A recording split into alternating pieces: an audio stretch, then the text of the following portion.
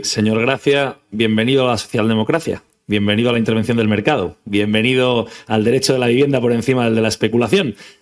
Ahora bien, que no se les acabe imponiendo a Ayuso, porque se pondrán las cosas feas, ¿eh? Yo de verdad creo que estamos para celebrar, si de verdad están en la línea de prohibir pisos turísticos, me alegro.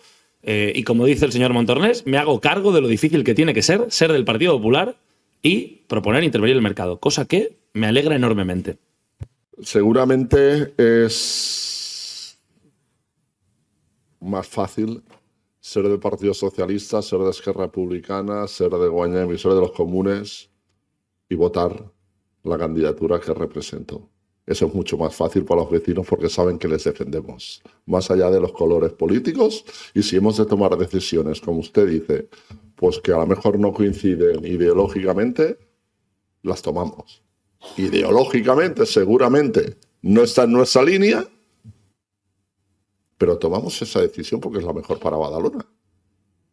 Pese a quien pese y cueste lo que cueste. Badalonisme, a eso se le llama badalonisme. El nombre real de pisos turístics més que triplica els que vostès els hi consten amb llicència i vostès no han fet absolutament res per perseguir aquest delicte, aquest frau.